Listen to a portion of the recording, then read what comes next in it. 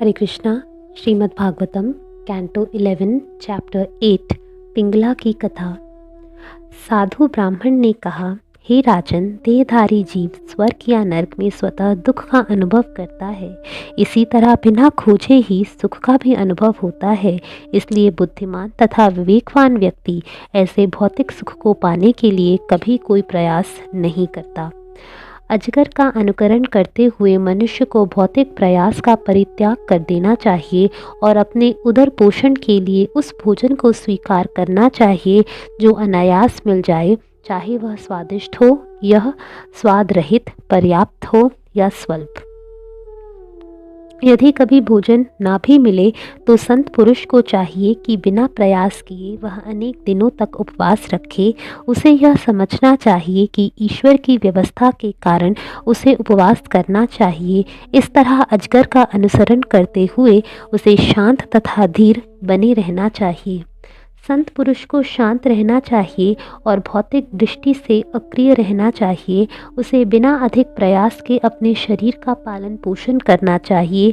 पूर्ण काम, मानसिक तथा शारीरिक शक्ति से युक्त होकर भी संत पुरुष को भौतिक लाभ के लिए सक्रिय नहीं होना चाहिए, अपितु अपने वास्तविक स्वार्थ के लिए सदैव सतर्क रहना चाहिए। मुनि अपने बाह्य आचरण में सुखी और मधुर होता है, किंतु भीतर से अत्यंत गंभीर तथा विचारवान होता है। चूँकि उसका ज्ञान अगाध तथा असीम होता है, अतः वह कभी शुद्ध नहीं होता। इस तरह वह सभी प्रकार से अगाध तथा दुर्लभ सागर के शांत जल की तरह होता है। वर्षा ऋतु में उफनती हुई नदियाँ सागर में जा मिलती हैं और ग्रीष्म ऋतु में उथली होने से उनमें जल की मात्रा बहुत कम हो जाती है। फिर भी समुद्र न तो वर्षा ऋतु में उमड़ता है, न ही ग्रीष्म ऋतु में सूखता है।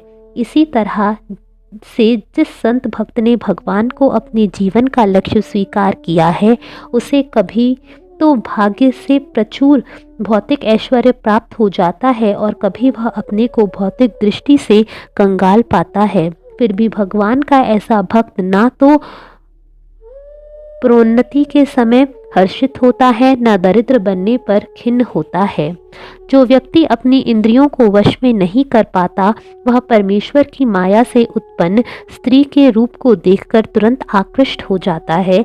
दरअसल जब कोई स्त्री मोहक शब्द बोलती है, नखरे से हंसती है और अपने शरीर को काम वासना से युक्त होकर मटकाती है, तो मनुष्य का मन तुरंत मुग्ध हो जाता है और वह भव अंधकार में उसी तरह जा गिरता है जिस तरह पतंगा अग्नि पर मदांध होकर उसकी लपटों में तेजी से गिर पड़ता है।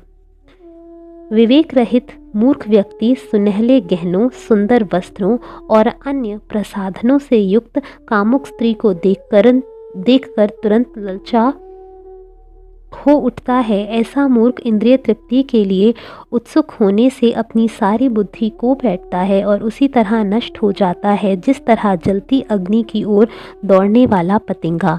संत पुरुष को उतना ही भोजन स्वीकार करना चाहिए जितने से उसका जीवन निर्वाह हो सके। उसे द्वार द्वार जाकर प्रत्येक परिवार से थोड़ा थोड़ा भोजन स्वीकार करना चाहिए।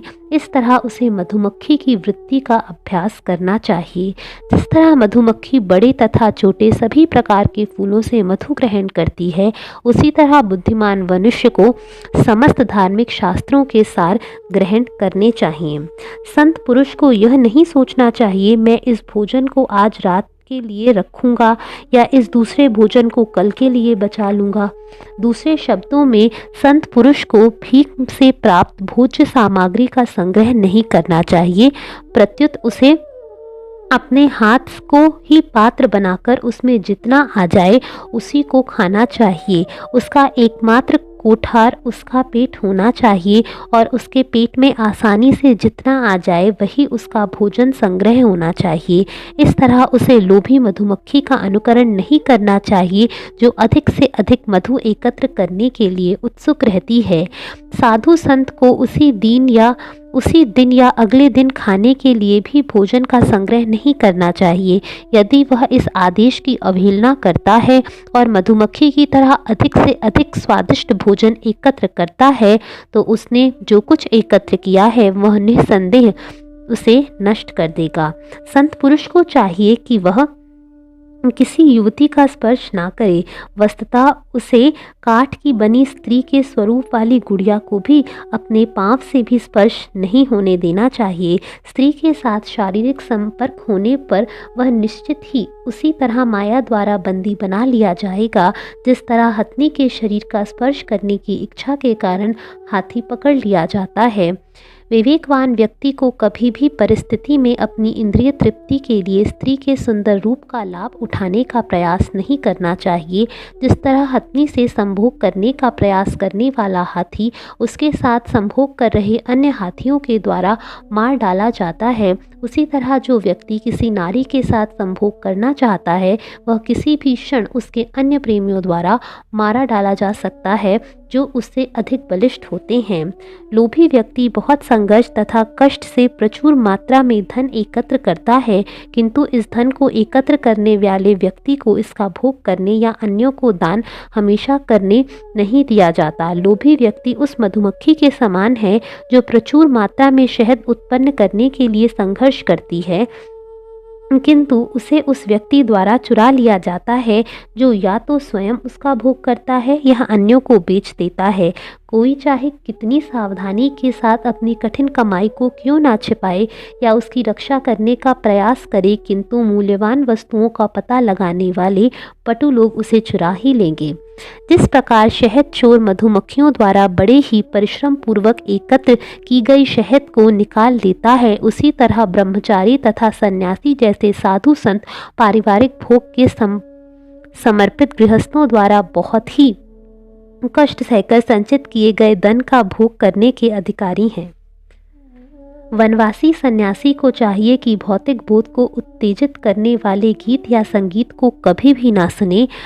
प्रत्युत संत पुरुष को चाहिए कि ध्यान से उस हिरन के उदाहरण का अध्ययन करे जो शिकारी के वाद्य के मधुर संगीत से विमोहित होकर पकड़ लिया जाता है और मार डाला जाता है। सुंदर स्त्रियों के सांसारिक ज्ञान, नृत्य, गायन, नृत्य तथा संगीत मनोरंजन से आकृष्ट होकर मृगी पुत्र ऋषंग मुनि तक उनके वश में आ गई, मानो कोई पालतू पशु हो। जिस तरह जीभ का भोग करने की इच्छा से प्रेरित मछली मछुआरे के कांटे में फंस कर मारी जाती है, उसी तरह मूर्ख व्यक्ति जीभ की अत्यधिक उद्वेलित करने वाली उमंगों से मोहग्रस्त होकर विनष्ट हो जाता है। उपवास द्वारा विद्वान पुरुष जीभ के अतिरिक्त अन्य सारी इंद्रियों को जल्दी ही अपने वश में कर लेते हैं, क्योंकि ऐसे लोग अपने को खाने से दूर रखकर स्वादेंद्रियों को तृप्त करने की प्रबल इच्छा से पीड़ित हो उठते हैं। भले ही कोई मनुष्य अन्य सारी इंद्रियों को क्यों ना जीत ले, किंतु जब तक जीभ को कभी नहीं जीत लिया जाता तब तक वह इंद्रियजित नहीं कहलाता। किंतु यदि कोई मनुष्य जीभ को वश में करने में सक्षम होता है तो उसे सभी इंद्रियों पर पूर्ण नियंत्रण करने वाला माना जाता है। हे राजपुत्र, पूर्व काल में विदेह नामक शहर में पिंगला नाम की एक वेश्या रहती थी। अब कृपा करके वह सुनिए जो मैंने उस स्त्री से सीखा है। एक बार वह वेश्या अपने घर में किसी प्रेमी को लाने की इच्छा से रात के समय अपना सुंदर रूप दिखलाते हुए दरवाजे के बाहर खड़ी रही। हे पुरुष श्रेष्ठ, यह वेश्या धन पाने के लिए अत्यधिक आतुर थी, और जब वह रात में गली में खड़ी थी तो वह उधर से गुजरने वाले सारे व्यक्तियों का अध्ययन यह सोचकर कर रही थी, ओह उसके पास अवश्य ही धन होगा। मैं जानती हूँ यह मूल्य चुका सकता है और मुझे विश्वास है कि वह मेरे साथ अत्यधिक भोग कर सकेगा। वह वेश्या गली पर के सभी पुरुषों के बारे में ऐसा ही सोचती रही। जब वेश्या पिंगला द्वार पर खड़ी हो गई, कई पुरुष आए और उसके घर के सामने से टहलते हुए चले गए। उसकी जीविका का एकमात्र साधन वेश्यावृत्ति था, अतएव उसने उत्साहपूर्वक सोचा, हो सकता है कि अब जो आ रहा है वह बहुत धनी हो।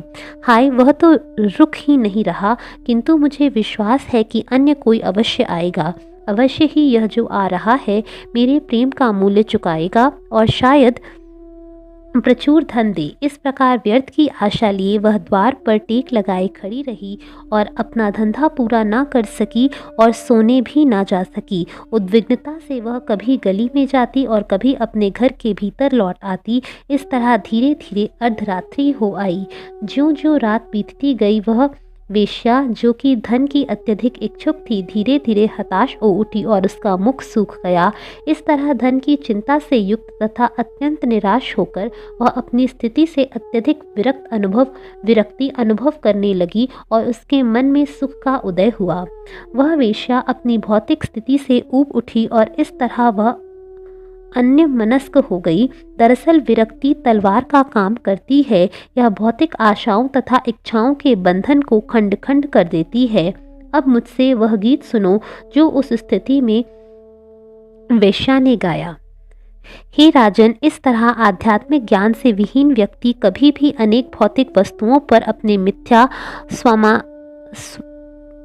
स्वामित्व को त्यागना नहीं चाहता। उसी तरह जिस व्यक्ति में विरक्ति उत्पन्न नहीं हुई वह कभी भी भौतिक शरीर के बंधन को त्यागने के लिए तैयार नहीं होता।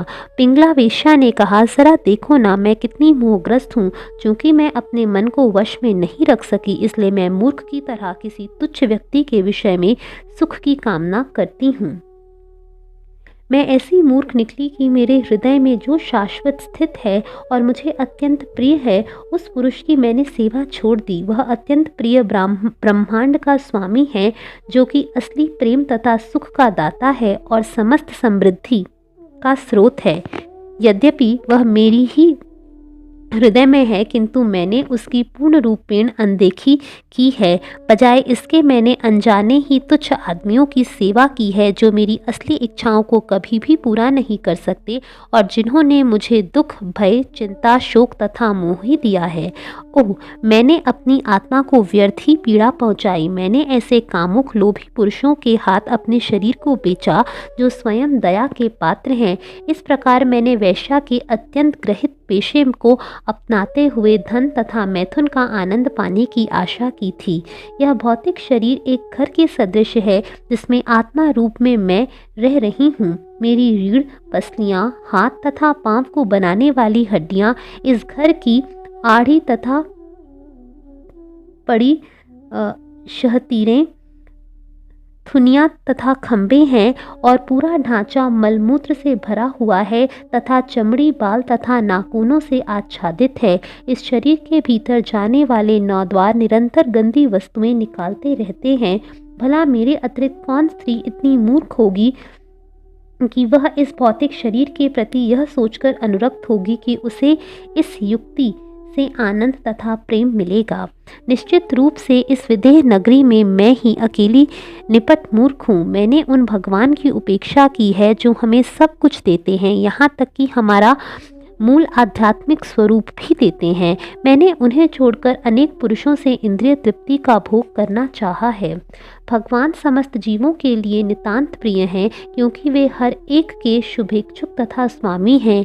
वे हर के हृदय में स्थित परमात्मा हैं। अतएव मैं पूर्ण शरणागति का मूल्य चुकाकर तथा भगवान को मूल लेकर उनके साथ उसी तरह रमण करूंगी जिस तरह लक्ष्मी देवी करती हैं।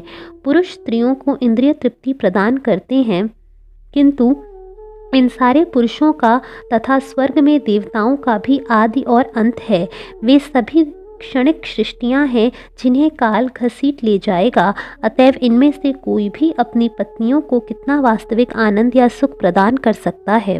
यद्यपि मैंने भौतिक जगत को भोगने की दुराशा की थी, किंतु ना जाने क्यों मेरे हृदय में विरक्ति उत्पन्न हो चुकी है और यह मुझसे अत्यंत सुखी बना रही है। इसलिए भगवान विष्णु अवश्य ही मुझ पर प्रसन्न होंगे। मैंने इसे जाने बिना ही इनको तुष्ट करने वाला कोई कर्म अवश्य किया होगा।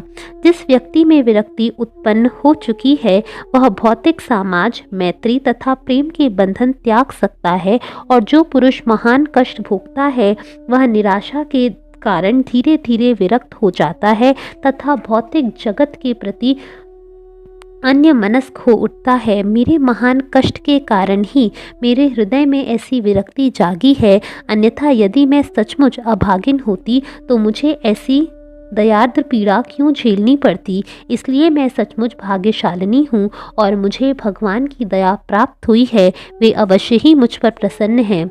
भगवान ने मुझ पर जो महान उपकार किया है उसे मैं भक्ति पूर्वक स्वीकार करती हूँ। मैंने सामान्य इंद्रिय तृप्ति के लिए पापपूर्ण इच्छाएं त्याग कर अब भगवान की शरण ग्रहण कर ली है। अब मैं पूर्ण तुष्ट हूँ और मुझे भगवान की दया पर पूर्ण श्रद्धा है। अतएव जो कुछ मुझे स्वतः मिल जाएगा उसी से मैं अपना भरण पोषण निर्वाह करूंगी। मैं एकमात्र भगवान के साथ विहार करूंगी क्योंकि वे प्रेम तथा सुख के असली स्रोत हैं। इंद्रिय तृप्ति के कार्यों द्वारा जीव की बुद्धि हर ली जाती है और तब वह भौतिक जगत के अंधे कुएं में गिर जाता है। फिर इस कुएं में उसे काल रूपी भयानक सर्प पकड़ लेता है। बेचारे जीव को ऐसी निराश अवस्था से भला भगवान के अतिरिक्त और कौन बचा सकता है। जब जीव देखता है कि समस्त ब्रह्मांड काल रूपी सर्प द्वारा पकड़ा जा चुका है तो वह गंभीर तथा विवेकवान बन जाता है और तब वह अपने को समस्त भौतिक इंद्रिय तृप्ति से विरक्त कर लेता है। उस अवस्था में जीव अपना ही रक्षक बनने का पात्र हो जाता है। अवधूत ने कहा, इस तरह अपने मन में संकल्प करके पिंगला ने अपने प्रेमियों से संभोग करने की पापपूर्ण इच्छाओं को त्याग दिया और वह परम शांति को प्राप्त हुई। तत्पश्चात वह अपनी सेज पर बैठ गई। निसंदेह भौतिक इच्छा ही सर्वाधिक दुख का कारण है और ऐसी इच्छा से मुक्ति सर्वाधिक सुख का कारण है। अतएव तथाकथित प्रेमियों से विहार करने की अपनी इच्छा को पूरी तरह छिन्न करके पिंगला सुखपूर्वक सो गई। हरे कृष्णा।